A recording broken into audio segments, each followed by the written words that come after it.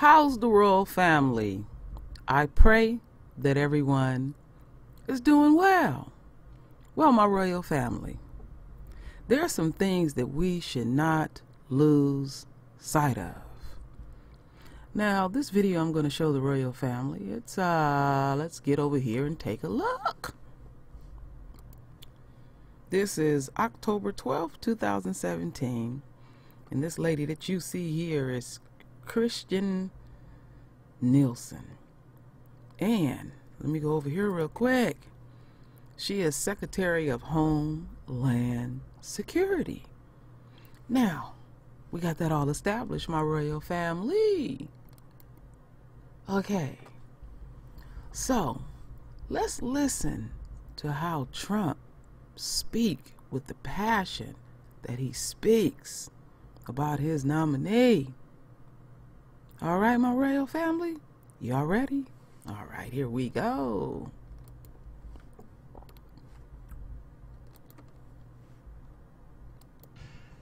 I am going to be very proud to announce my nomination for the next Secretary of Homeland Security, Kirstjen Nielsen. In my opinion, and in my campaign, President, I promised that my highest priority would be to secure America's homeland. I pledge to protect our country from the many threats we face from all around the world, to keep our people safe and secure at home, and to give our full support to the men and women of law enforcement. There will be no on-the-job training for Kirstjen. She is ready on day one. Would you say? Yes, sir. Good. Ready. At DHS, Kirstjen was integral to the progress we have made in controlling our borders, confronting gang violence, preparing for disasters, and protecting aviation security. In light of the serious threats facing our country and the urgent disaster recovery efforts, I call upon the Senate to put politics aside and confirm this tremendously qualified and talented nominee with a strong bipartisan vote. All right, my royal family, let me take that down quickly. So, my royal family, now, Kirstjen Nielsen was put on the hot seat today. And the video that I'm about to show the royal family is basically teaching the royal family how you basically stay on code. All right? But anyway, my royal family, before I get there, now it seemed like the way Trump was speaking about her, he done grabbed her by the punani. I mean, I'm just keeping it core, my royal family. Something was going on. So anyway, my royal family, let's continue on. Okay? Now, she made a statement. We're going to have a wall. We're going to have border security, and we're going to protect the homeland. Now, there is something about her that Trump seen that he knew that she would stay on code. Now, check the play, my royal family. Some of the white men gave up the goods, but this white woman is staunch. She's not going to give up nothing. So this is all an example of staying on code. So we're going to listen to Cory Booker, be emotional. That don't matter to these people. So let's continue on, my royal family.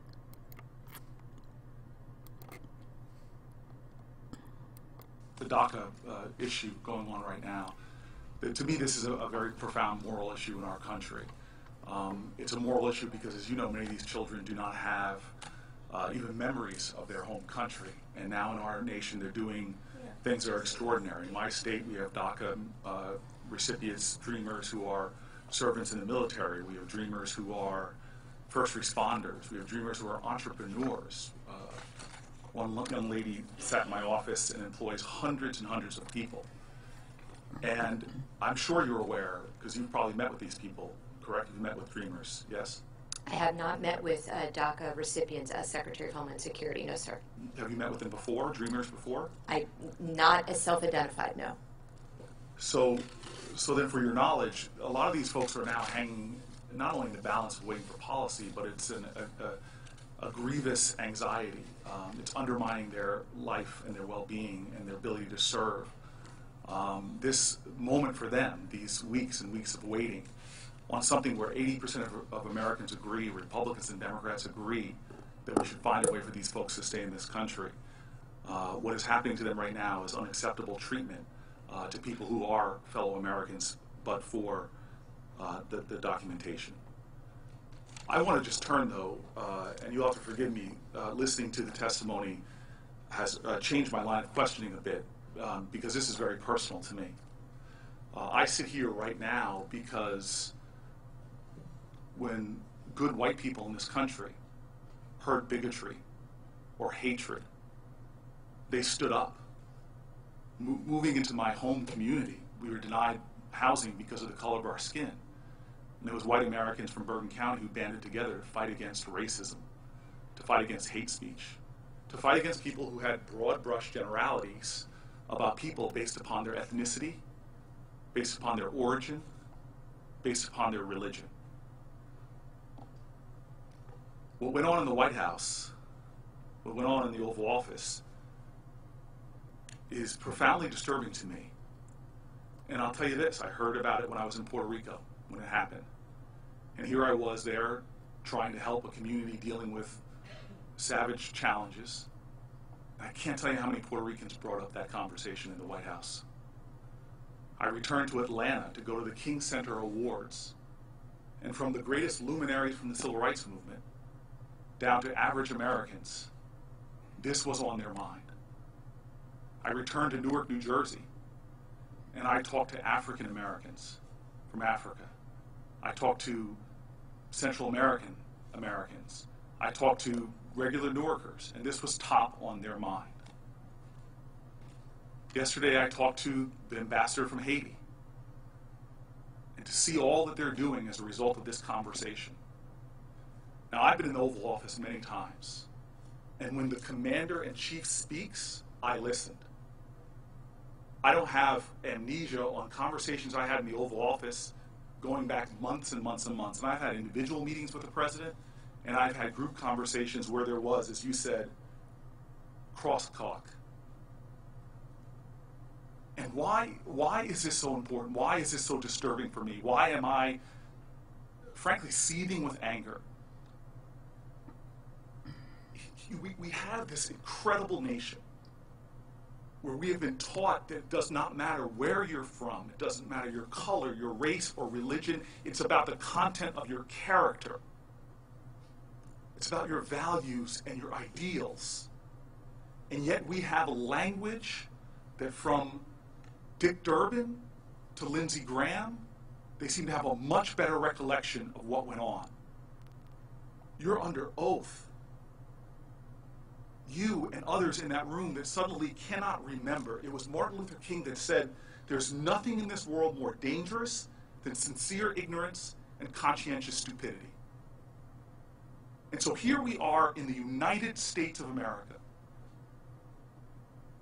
And we have a history that is beautiful and grand and also ugly, where from this nation to others, we know what happens when people sit by and are bystanders and say nothing. When Oval Office rhetoric sounds like social engineering, we know from human history the dangers of that. Our greatest heroes in this country spoke out about people who have convenient amnesia or who are bystanders. King said, a man dies when he refuses to stand up for that which is right. A man dies when he refuses to stand up for justice. A man dies when he refuses to take a stand.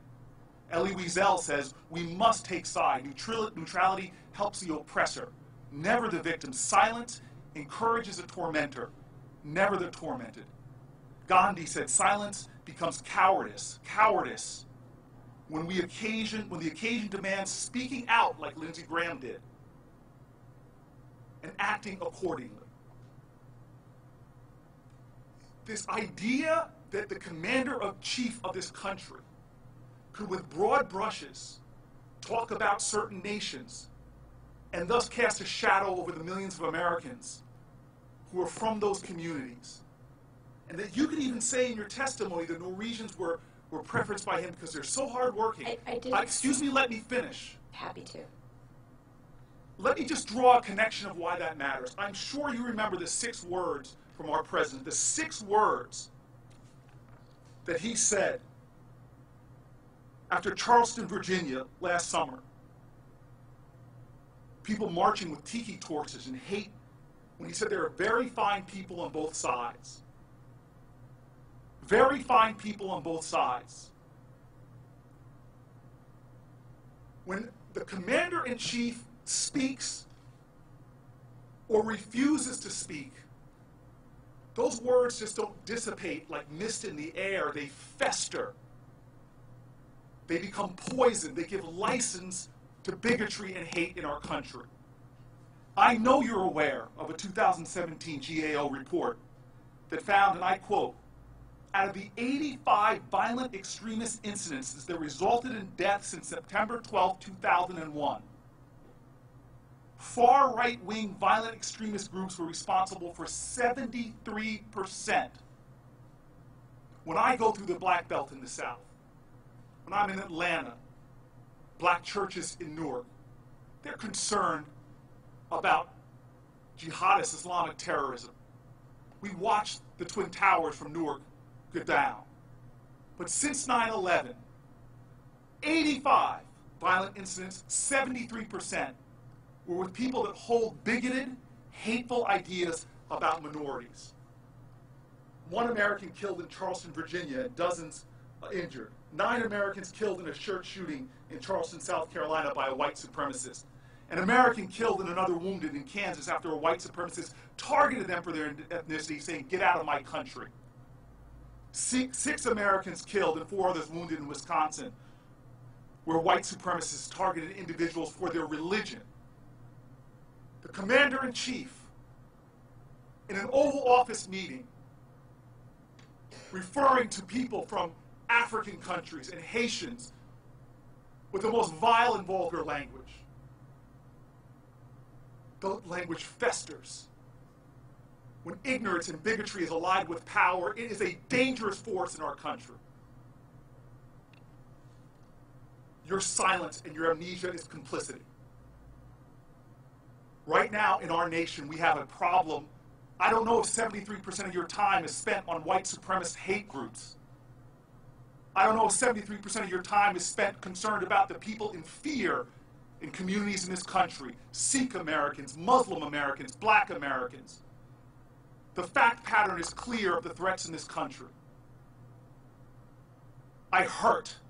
When Dick Durbin called me, I had tears of rage when I heard about this experience in that meeting. And for you not to feel that hurt and that pain, and to dismiss some of the questions of my colleagues, saying I've already answered that line of questions when tens of millions of Americans are hurting right now because of what they're worried about what happened in the White House. That's unacceptable to me. There are threats in this country. People plotting. I receive enough death threats to know the reality. Kamala receives enough death threats to know the reality. Mazie receives enough death threats to know the reality. And I've got a president of the United States whose office I respect, who talks about the countries of origins of my fellow citizens in the most despicable of manner. You don't remember. You can't remember the words of your commander-in-chief. I find that unacceptable. Mr. Chairman, I'm grateful to be on this committee. I'm more than ever today happy I'm here. Thank you. Thank you. Senator.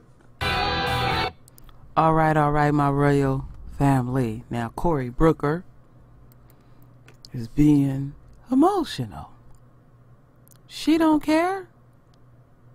She's the biggest problem in America. My royal family, and I know y'all already know this. So speaking with all that passion, you see how rigid she look? Trump made a good choice to defend this country. Oh, yes, he did. To defend their immediate situation. But I just wanted to show the royal family how a white supremacist stay on code, and I wanted to show the royal family saying all these passionate words are not going to touch her. This is the problem. And he's doing everything that he can to please her. And let's not lose sight of this, my royal family. You see how Trump was speaking with the passion that he was speaking with? He made a good choice for his KKK cabinet. So as I close this out, my royal family,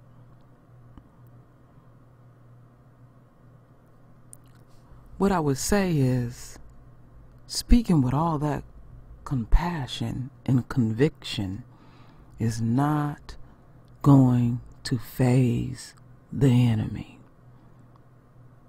We need to keep our mouth shut when we're dealing with them and do what we need to do in this system to get our house in order, to prepare ourselves to go to the kingdom. But my royal family, I just wanted to show the royal family the core of our problems in this cesspool. It's her. And she gonna do a damn good job. She gonna always stay on code. So the question I asked the royal family, when are we gonna get on code? When are we gonna stop stabbing each other in the back? When are we gonna stop doing the greasy shit that we do to each other? I'm ready, been ready. I know how to stay on code. I was trained very well. And I have to admit to the royal family, it was very shocking to my system that the main people that bothered me was my own. The main people that hacked me was my own. The main people that lied on me, put my address out, was my own. And how I feel about them? Fuck you. I'm not gonna let it go. But it's my petty shit. I'm redirecting energy because I feel some kind of way. So let me get back focused. I'm ready to be on code, my royal family. Are you? So anyway, my royal family, render your voice like you always do with your beautiful, divine words. So my royal family, I thank you for your love.